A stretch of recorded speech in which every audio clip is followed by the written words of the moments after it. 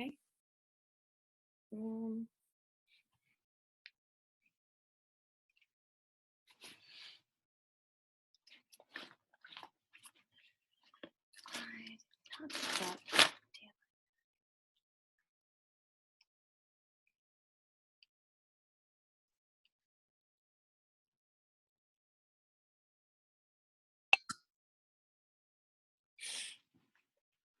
Hey, Sadie.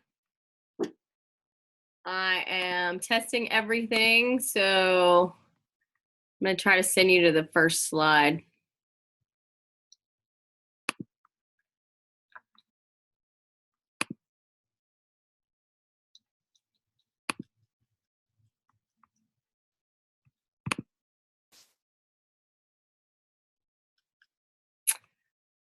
Let me know if you can see that.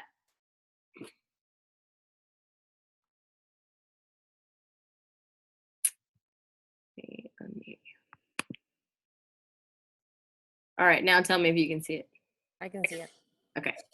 You're unmuted for the moment. I'm waiting on 2 more people to log on. And you can say hi to Odin. Hey, hi, little one. He's promised he'll be good today. Yeah, good luck with that. Okay. Let me get my stuff ready. You got a notebook, right? All right. What do you know about shampoo bars? Some are good, some are bad. They're pretty cool. They are, some of them are biodegradable, some of them are not. Why? What are you looking at?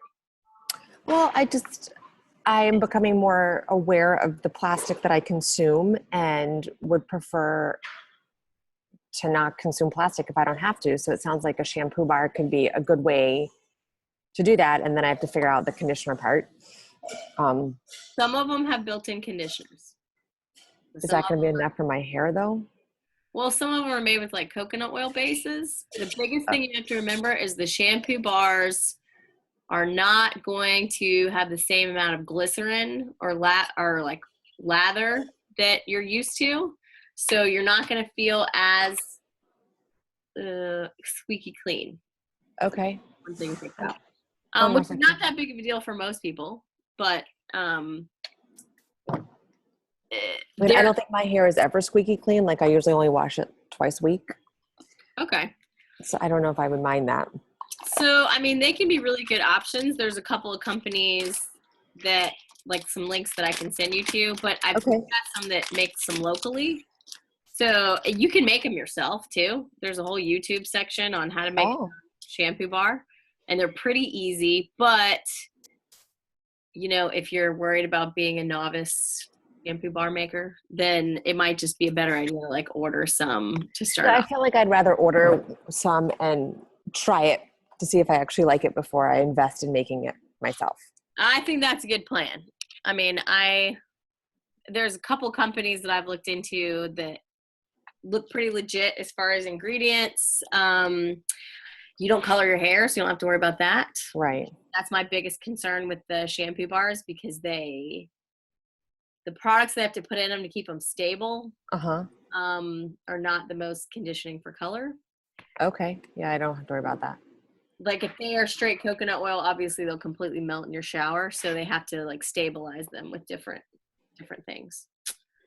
But I think they're a pretty cool option, especially if the other thing you can to think about is like when it comes to your plastic uses with shampoos is refill bottles. Like I do that with a lot of people where if they bring their stuff in, I'll refill for them. And that way it cuts down on how much waste we're distributing throughout the entire market. Yeah. They do, yeah. Are you at work? I mean, I am working. I'm at Jack's summer camp. Oh. Is Jack the new one? No, Jack's the 4.5-year-old. Eleanor is the new one. She needs some balancing of her chakras.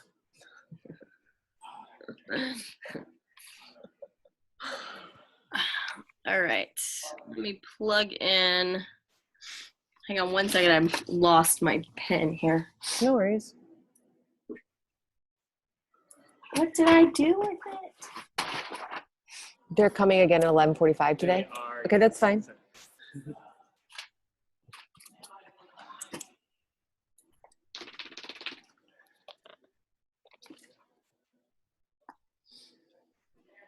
Sadie, can you see the screen with the slides on it?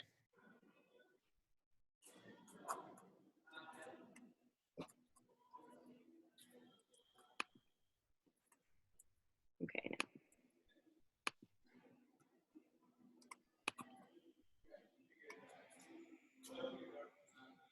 Sade, can you see this the screen with the slides? Yeah. Okay. All right, cool. And I still don't know what.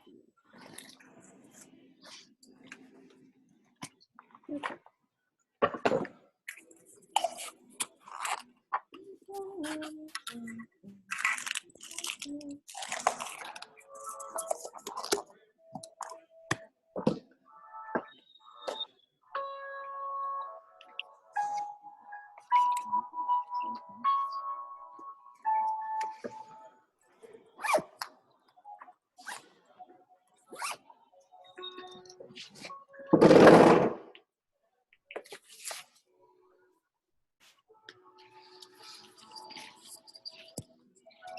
Come on, I just.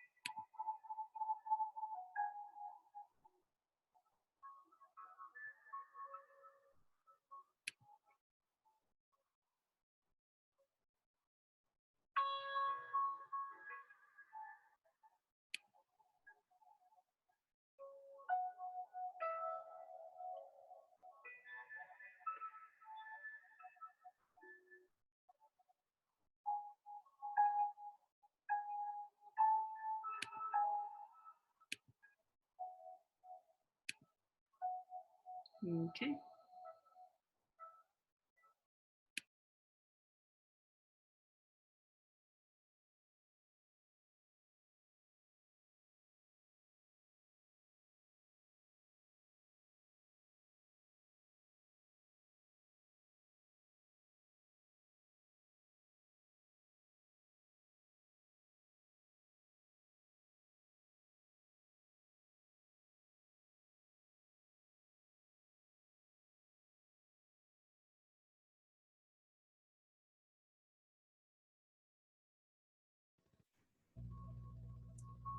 Okay, we're gonna go ahead and get started. Hopefully they will log on when they get here.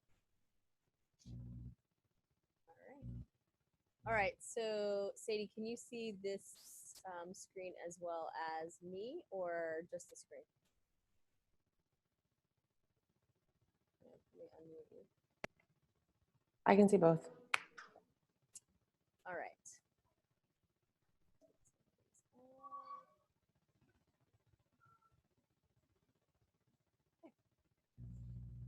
All right, so here we go. Make sure we're on record.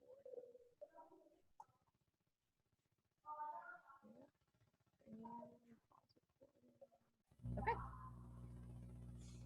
All right, here we go.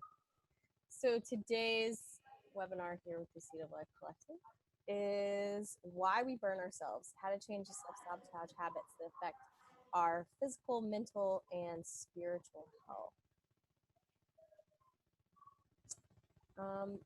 So let's just go ahead and cruise on in.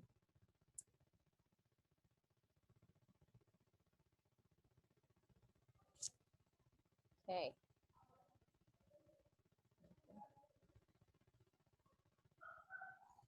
All right, so welcome to this webinar. All of our self-saboteurs. So here we are. We are all here together to change this pattern. And hopefully you're joining in because you realize this is a pattern of self-destruction. And we're going to go through today. Let's see if I can get this to move now.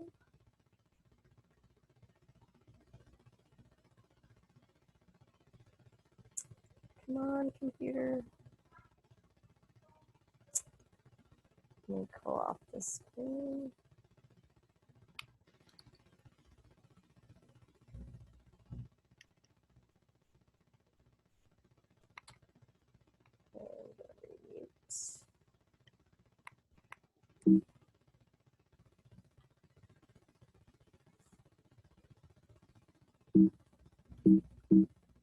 Yeah, that was fun. So that's going to give you a whole preview of the entire thing. So today we're going to go over what is self-sabotage, how we can identify what we are doing. So what are our self-sabotage habits? What are the sources of these self-sabotage components and how we can change these things? So we're going to go through this whole thing first just to give you kind of the background of it. And at the end, we're going to do a Q&A. So this is where I recommend everybody write down their questions as we go, because they'll probably come up for you. And then at the end, you'll be like, I don't remember what I was going to ask. So this presentation is recorded and you will receive a copy of it.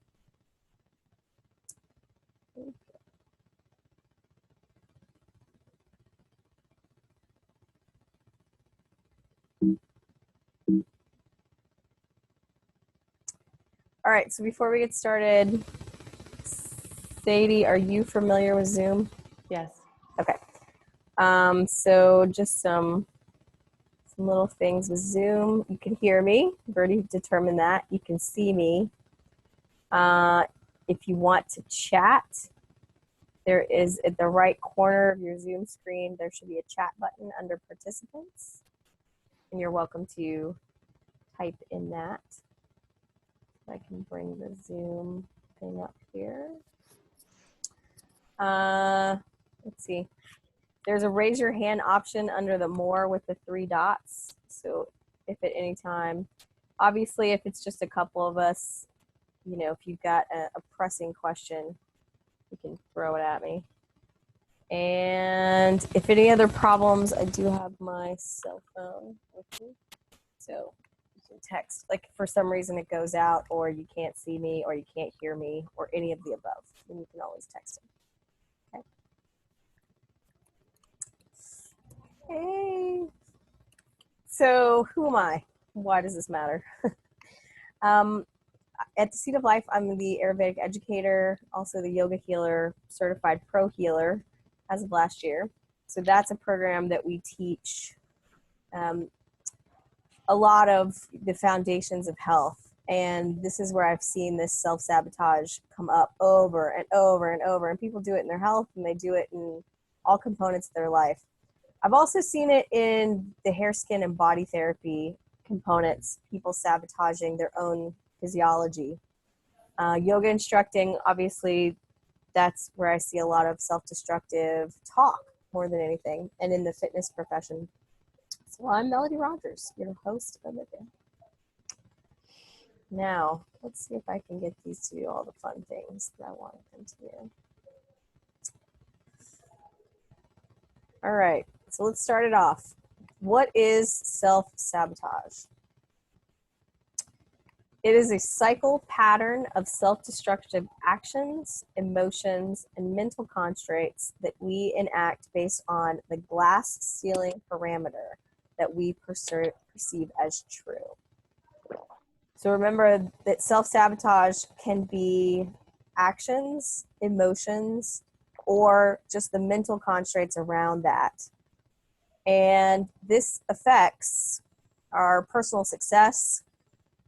It can affect our personal growth, our personal relationships, our mental state, and our life realization. So all of these components, when we're talking about self-sabotage, I really want you to kind of tap into, okay, where has this been affected for me in my own life? Because we are going to go through where you feel like you've had some self-sabotage to identify how to get around it, because it's going to be cyclical. So what is the glass ceiling? This is based off of the book by Gay Hendricks called The Glass Ceiling. And his concept talks about how far we can go or how high we can rise based on the expectations of others that have been bestowed on us about our personal abilities and worth. So remember, they are bestowed upon us. But these are mistruths, misbeliefs about your own potential. And this is something I see in a lot of my coaching clients, that they're not really sure where they come from, but we're going to talk about that today. So where do these self-sabotage habits actually form? They come from our past. Those that we've learned potential from. So when we're talking about what is my potential to exist, to be happy, to do what it is that I want to do in life, to do what it is that I'm put here to do, perhaps, then we're learning from parents, maybe grandparents, guardians of any type. That can even be older siblings. Well, Sadie, that doesn't apply to you, obviously. Teachers, those we admired, those that we loved, and those that we sought approval from. So because we have an exquisite mom on this webinar today, this is a good place for you as a teacher and a mom and a guardian and all of these things for your children and for those around you to know that you are also developing this in these kids. So what we've got it from, is our past and where we were coming from, and now you get the chance to actually embark on this journey of really teaching people their true potential and realizing things like, giving people complexes or your previous judgments can, of course, affect their judgments of themselves and vice versa. So this is something I'm working with a program with kids of like, how can we see these things as they begin to form? And then how can we look back as adults and know how we had our hand in it? So examples of self-sabotage. Come on, computer. We're probably going to all jump up all at once.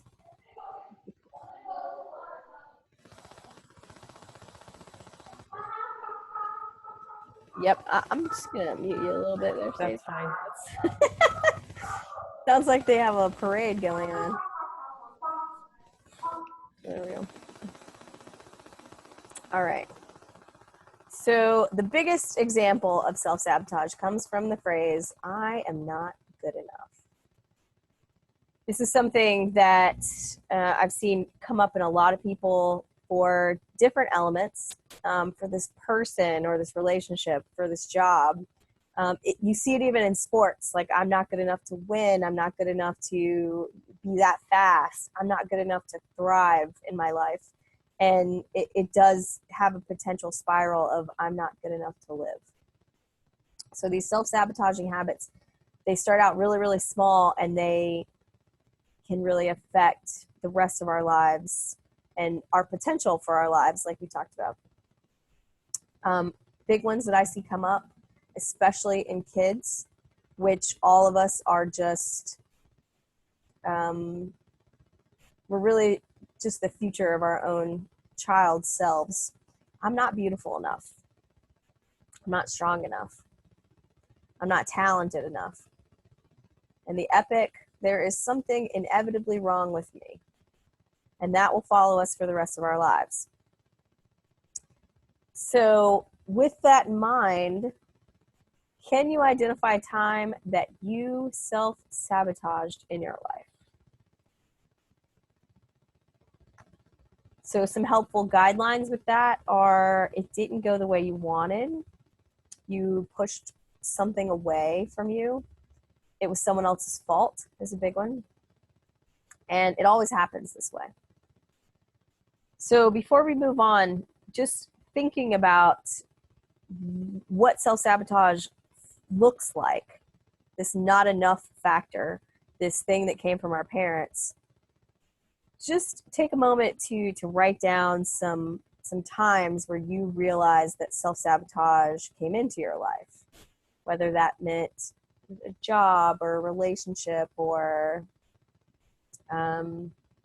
maybe something that you thought you could have done, but then there was an excuse somewhere in your head. And it doesn't matter how big or small it is, but we're going to use it in some of the question and answer so that we can really get a grasp of how do we change this. So I'm going to give you a few minutes to write.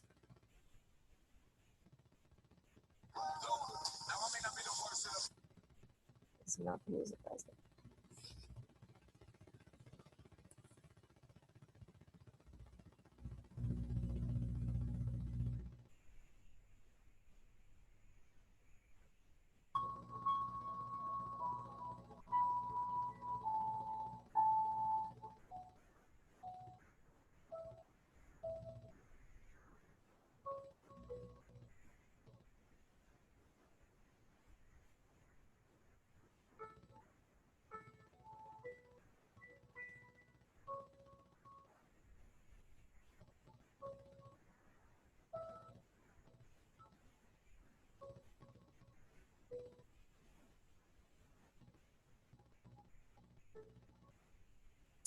Okay.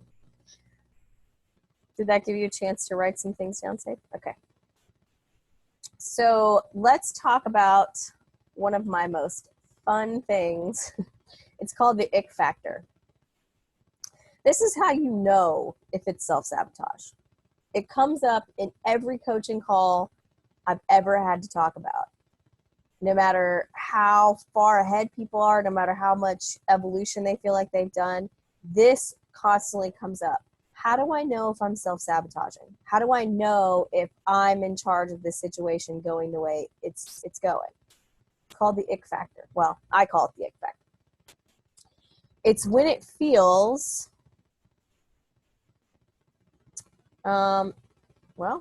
icky. It's how we identify the patterns are actually starting or that we're already in them. So the ick factor is anything that doesn't feel good. If it doesn't feel like, this is amazing, this is the ick factor. It's also going to feel familiar because remember, this is a pattern that we've established from a young age, and it's based off of the expectations of someone else. Someone else said, you are not good enough. Even if they didn't say it in those exact words, they identified that as our quality. Oh, maybe you'll be able to do it next time. Oh, you didn't get the grades you needed. Oh, you didn't do this. That is a perpetuation of you didn't do something the way it should have been done. And the should factor is what creates that glass ceiling. So familiarity, it's happened before. And as we get older and this happens more and more, we're going to see these patterns. When you're younger, a lot of times you can look back at those patterns and think, oh yeah, I totally did that every single time. I was always shy. I was always this. I was always loud. I always had this problem. Unexplainable. So a lot of people say, well, that's just me. This is just how I am. That's true. You are exactly who you are until you decide to change it. And self-sabotage limits what we can be. It's very destructive. So this will feel out of control. I had a lady yesterday say, I can't get on top of this. I can't get on top of this. So when this is starting to happen, that's when I hear it. I'm like, oh, that cycle is coming. And it's very unconscious. So it is ingrained into us, which is why it's so difficult to see and difficult to change. But the nice thing is, once you know what you're looking for, you can change it. So how do we stop this pattern, this revolution? Well, there's 4 steps to appraisal and change, as I like to call them. Step number 1 is be aware, identify that it is happening again. So when we get into some of the discussion part of it, we're going to talk about what it looks like and what it may look like for you, and how you can really, and even once you start identifying it yourself, you'll start identifying it in other people. You'll start to be like, oh, that's my husband's spiral. That's my kid's spiral. This is what happens when they are starting that self-sabotage moment of I'm not good enough. Step 2, of course, once you're aware that it's happening, you might already be dead center in it. You might already be in the midst when you actually notice, oh my gosh, I'm being destructive. Recognizing the pattern and the cycle that you follow. So what are the actual steps that you go through? For instance, if it's, weight gain, then you might notice 10 pounds into it that you're in this cycle of like, oh, when I get upset, then I do this, and then I do that, and then I follow with this, and then I can't get out of it. Or you might notice it 30 pounds later. The bottom line is figuring out what is my pattern, because it's always going to be the same. Remember that it's emotional, it's action, and it's mental. All right.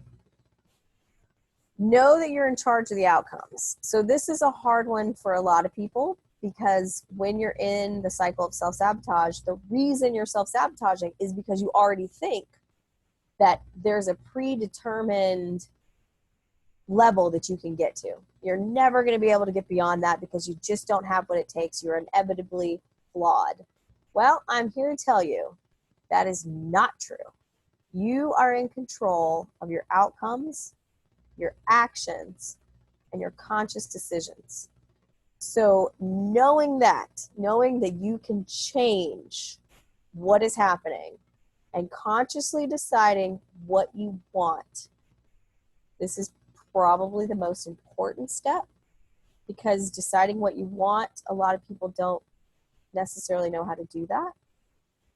But just deciding what you want in this situation. If you know you're dead center in a tornado, do you want to make it out alive? Do you want to get in a cellar? Like, do you want to be whisked off to Oz? What do you want from this experience?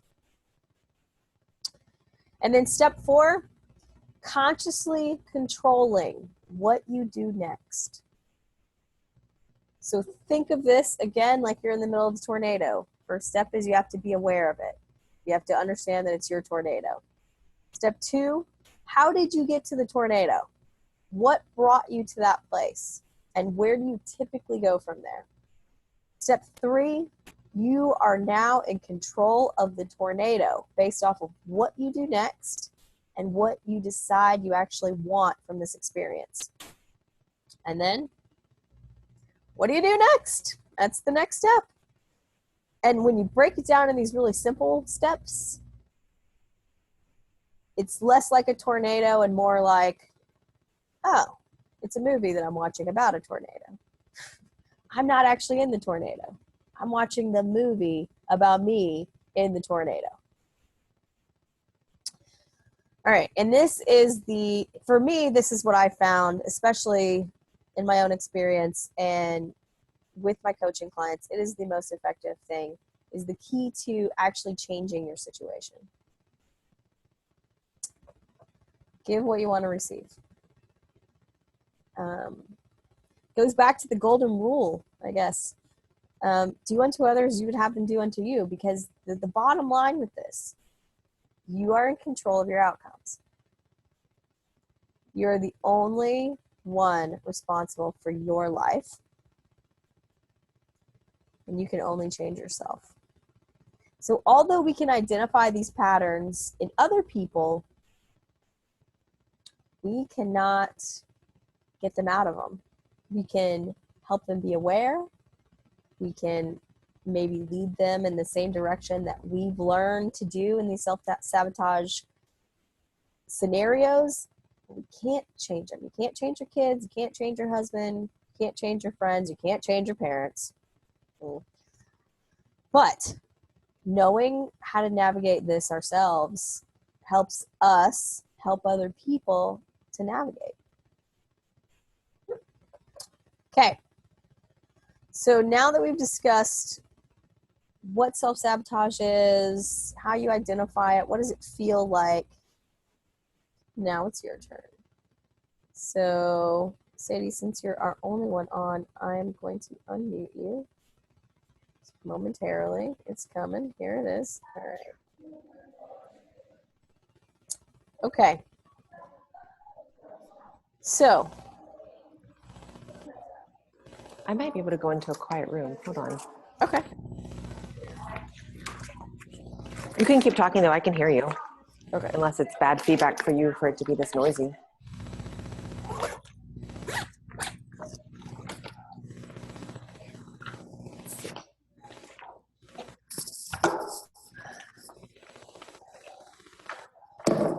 Let's see. Here we go. No, that's locked. Maybe I'll just hide back here. This will be quieter. Okay. All right. College. So, what was something that you can identify with as far as self-sabotage? The example that most clearly stood out for me was senior thesis and being told that like what I wanted to do didn't matter and wasn't something that was important and that I shouldn't do it. That was like the first thing as you were talking about them that I jotted down. I'm sure there are numerous other examples, but that's the one that was first and foremost. Do you feel like that was where the self-sabotage kind of formation happened? Or do you feel like, did you actually fulfill the self-sabotage sequence by not doing what you really wanted to do? No, I mean, I feel like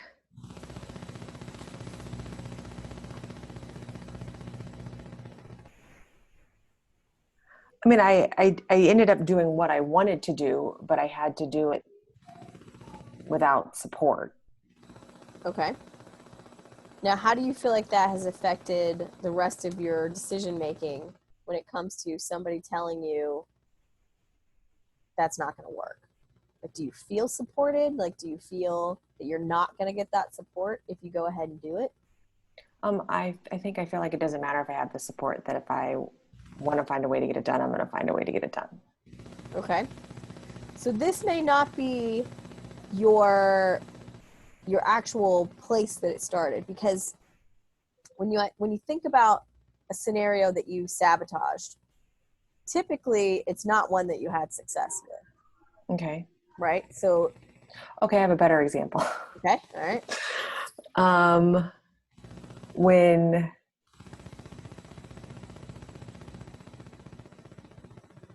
and fighting with Josh, no, I don't even use the word fighting, and having discussions with Josh, I don't ever initially take responsibility for whatever it is that is my fault.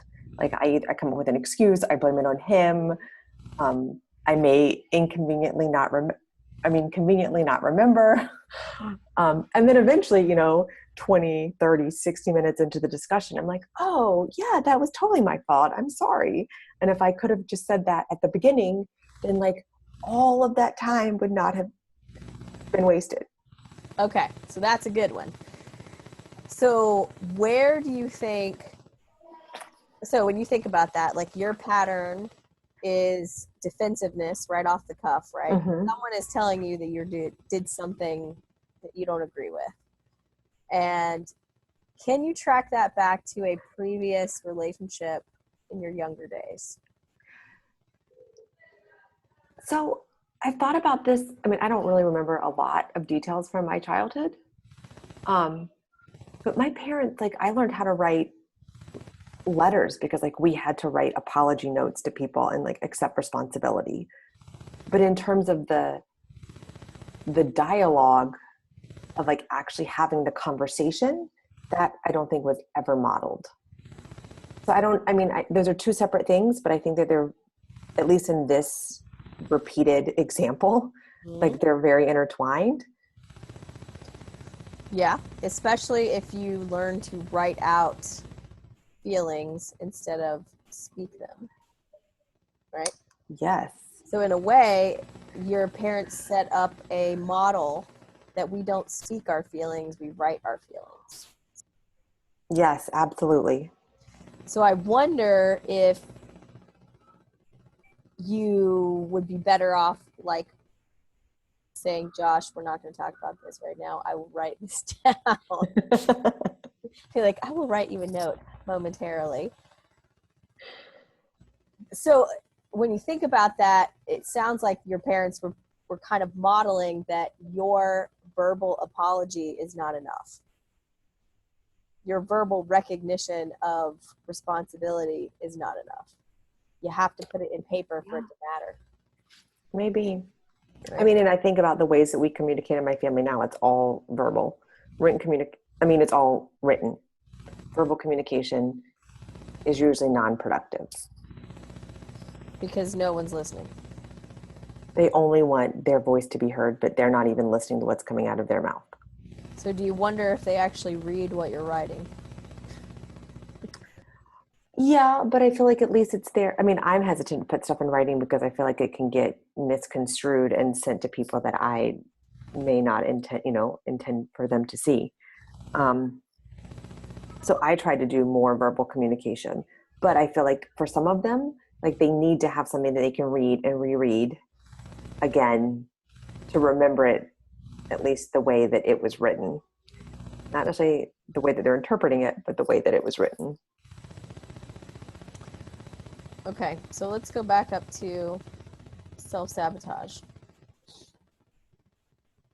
So the model that your parents gave you that your voice was not enough is now translated into mental constraints of that action, right? Mental constraints that if you use your voice, there has to be some like defense mechanism because it's not going to be enough for you to just voice, oh yeah, maybe, yeah, let me just listen to you. Let me listen to what you have to say before I even think about talking, right?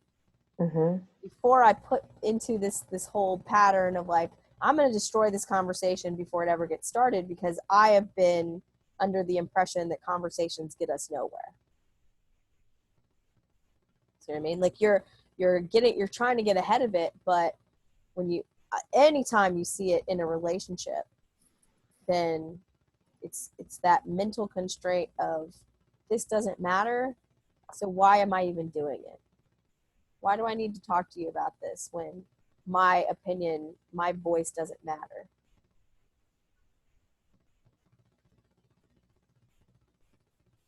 Yeah. But it also sounds like whatever he's saying to you,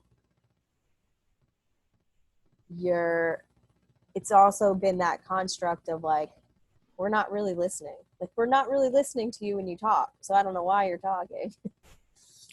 Yeah. Yeah. Instead of, let me hear what you got to say, and then I'll figure out what my glass ceiling is on it. Like, what is my cap? What can I take from that? And what can I not take from that? Yeah, that's interesting. So, because that can, over time, that can damage your relationship with your husband. And eventually your kids are going to see the same pattern from you guys. Right. So when you think about that, so let's go to our steps. Being aware when it's happening. So what would you say your trigger is that, oh my God, I'm reliving this thing that my parents put in my head? Like, I'm reliving my voice is not enough.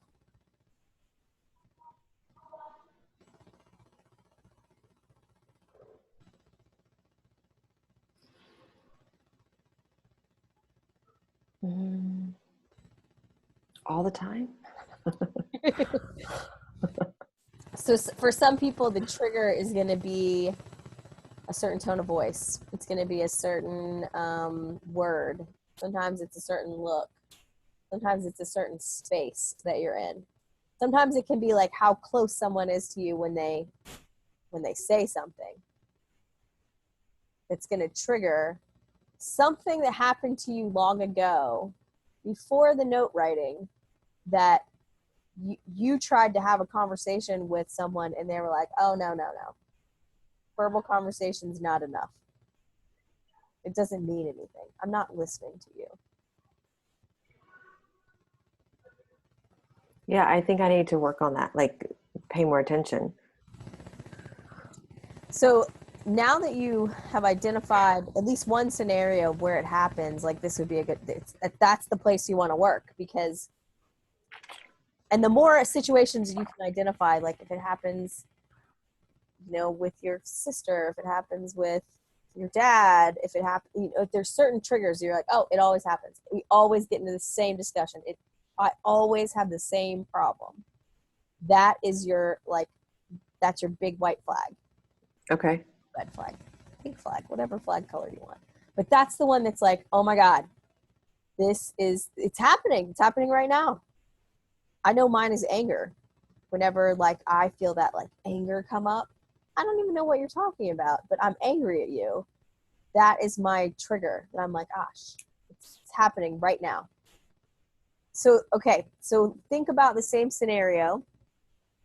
What are the stages that happen to you from the moment that you get defensive to the moment that you have the realization? What happens in those few moments? Usually I feel completely caught off guard and then defensive. And then I don't really hear anything that Josh is saying. And then I come out of it, whatever that is.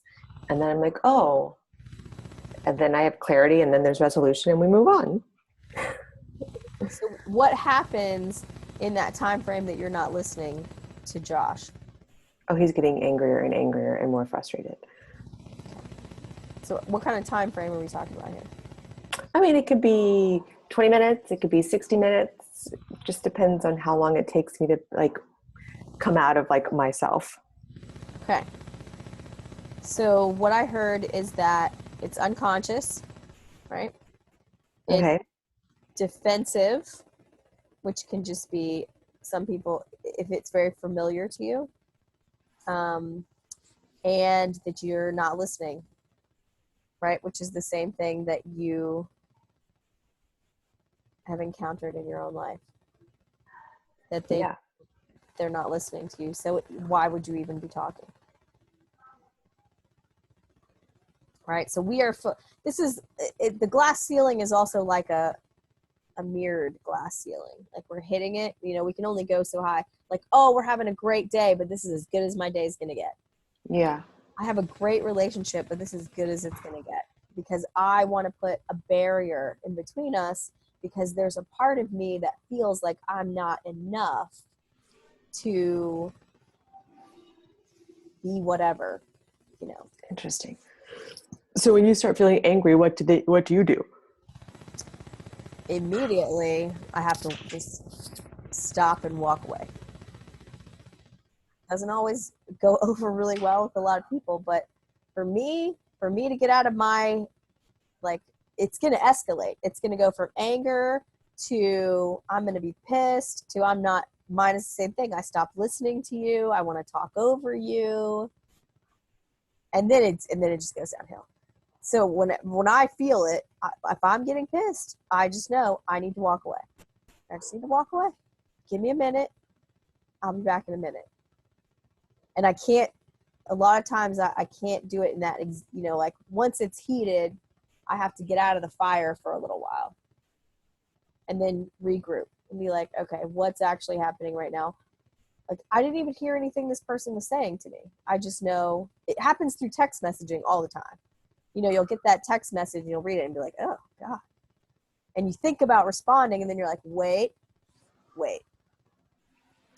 give it a few minutes and then respond when you're not in that moment, because self-sabotage happens quick.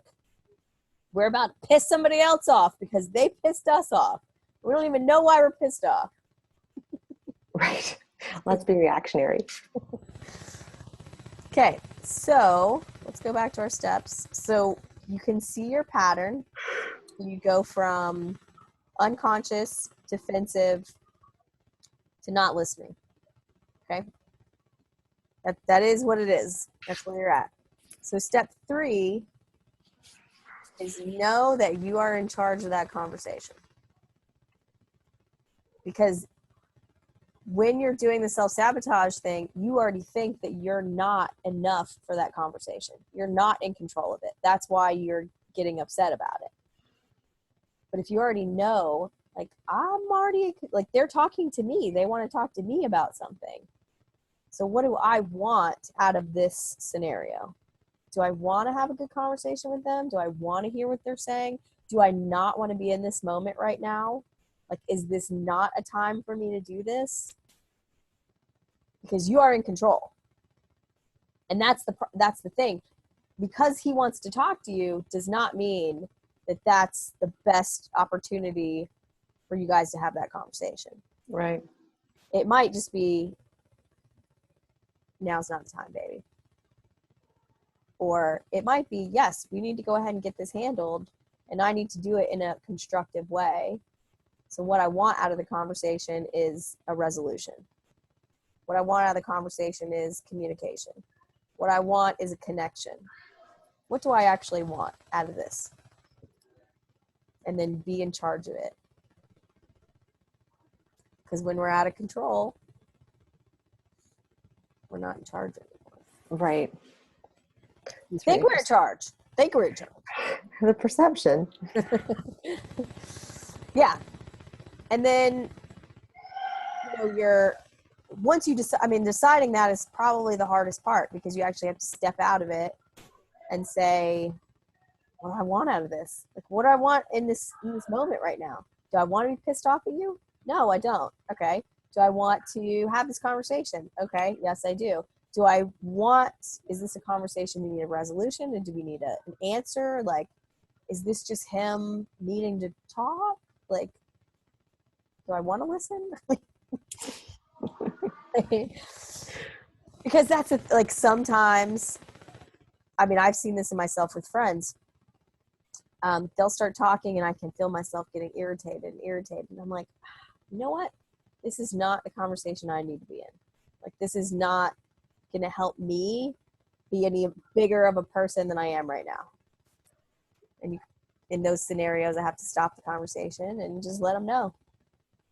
I appreciate that you want to vent about how terrible your day was, but I'm not the person you're going to be able to do that to. And they get so mad at you. Sometimes people are like, well, I just need to vent.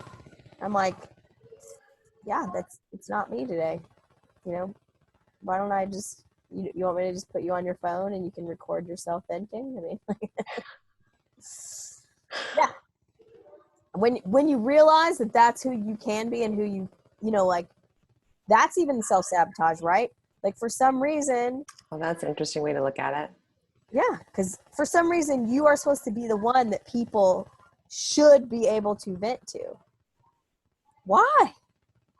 Does that help my life? Does it help me, stay positive throughout the day?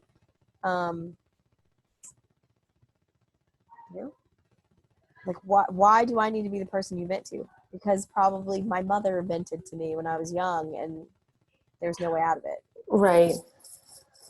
Or at a different time in your life, like, you had, like, you didn't mind doing that. Like, it didn't, or you weren't aware of the effect, or it didn't affect you in that way. And when you think back to it, you're like, oh my God, I hated it. I hated it the whole time when people used to vent to me. It made me a terrible person. It made me think, terrible thoughts. And then it made me want to vent to them. And then I really didn't like venting. So when you realize you create your glass ceiling. If you're like, nope, this is as far as this thing is going to come into me, instead of what somebody else has created. Like, these role models give us these ideas of what is and what is not. and we forget that we're in charge of truly what is and what is not. Yeah, that's really interesting. I mean, like, think about as your kids are getting older, like he's just looking at you guys thinking, this is the way things are. Right. This is the way things should be. Yeah, that's so true. That's so true. So what's the topic for next week? Next week, we're talking about the 4 anchors of health and how we sabotage our own existence. So it'll just go another step deeper. So this is like, how do you identify what we do? Mm-hmm. And then next week is based off of the things that actually create health in our own body, mental, physical, spiritual health. What are the things that we, as humans, repeatedly screw up? And as a society, more than anything. Oh, cool. And again, like, this is, it's a great exercise, not only for us individually, but you as a mom.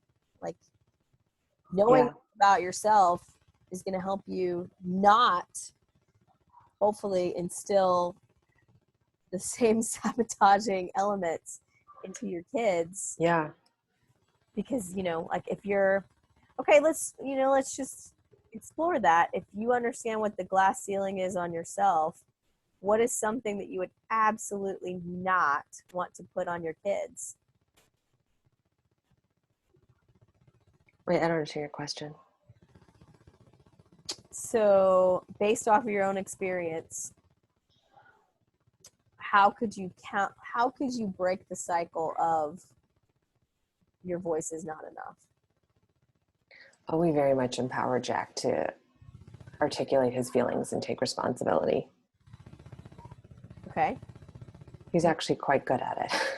Do you feel like you listen to Jack? Yeah. Okay. So why don't you feel like you listen to Josh? Oh, I don't know. I'm sure there are 1,000 reasons. I have different expectations of Josh than I have of Jack. Why? Because Jack's 4.5. And he's not my partner. This is another interesting concept that happens, right? Think about, what were your expectations of Jack before he was born?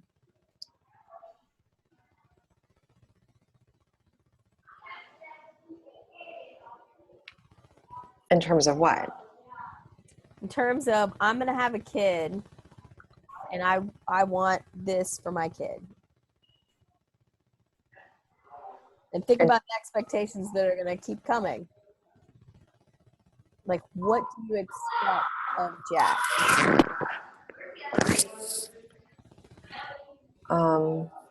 In terms of like how he interacts with the world or his thoughts or Any of that. Any of it. an expectation would be that he is accepting and appreciative of differences.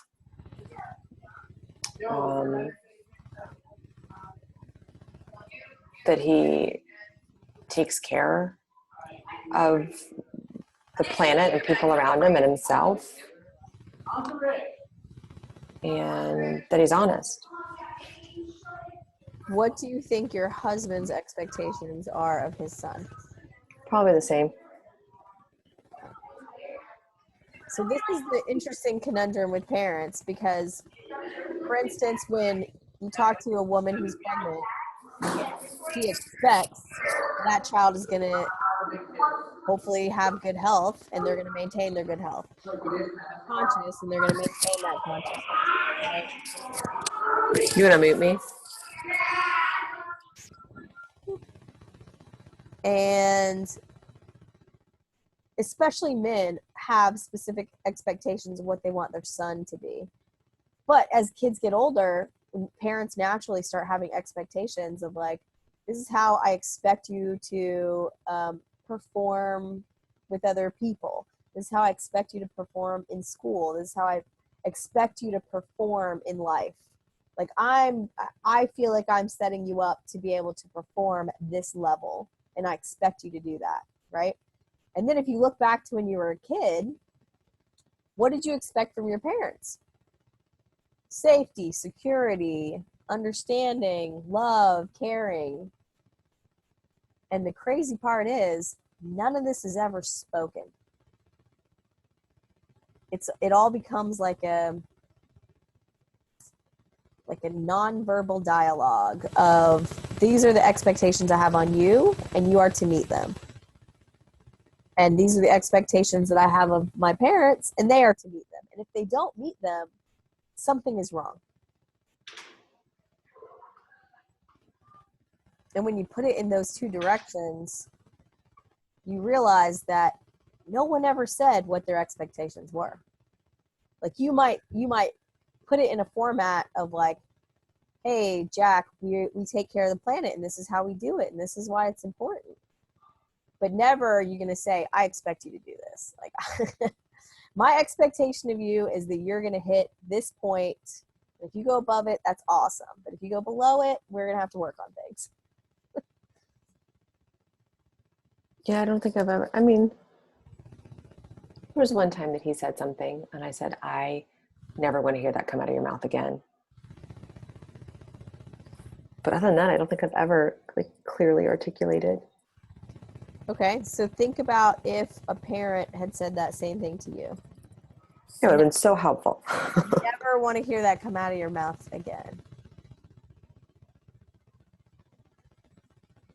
I would know where they stood on it. But do you also see where that perpetuates your voice is not important? Like it did, wasn't really an explanation of like, hey, this is why that's not cool. I mean, I went into the explanation of Jack. He very much understood why I was saying what I was saying and why it wasn't okay. Or at least, I mean, he repeated it back to me and then a couple of days later, like was able to recapitulate. Okay. But yeah, I totally get what you're saying. It's interesting. I'll have to think about that. Yeah, self-sabotage can be kind of scary because we don't always see it. And what was done to us is now going to be done to someone else. Unless we not only identify it, but in a lot of ways, it's about forgiving those that gave it to us because they didn't really know they were doing it. Yeah. You know, like I see this a lot in the blame game of like, you know, oh yes, I realize this came to me because of my parents or this, you know, because of this, because of that. And there's this resentment in that relationship. And the resentment then gets traveled with the concept of I wasn't good enough. And so now I'm not sure if you're good enough kind of thing. Yeah. That the moment that we can actually identify that it's a pattern that everybody's got. Everybody's got a piece of this. We've got it. We might give it to our kids. You know, we might pass it along to our younger sibling or our people that you might teach. But in order for us to truly like grasp it is to just realize that the people that gave it to us, we didn't need to. Right. That was their self-sabotage that now became my self-sabotage. And the best thing I can do is stop self-sabotaging. Stop the cycle. All right. Well, when are you going to send this recording? Because I want to listen to it again. I can send it to you right now, actually. All right. Well, I'm going to go to the bathroom and go pick up my little kiddo. All right. Well, that was a good one, Sadie. Yeah. Thank you for joining me. Thank you. Do you do coaching from a distance? I have a friend who is trying to figure out what she wants to do next. Yes. And is very emotional about it. I do it through Skype, through Zoom, and then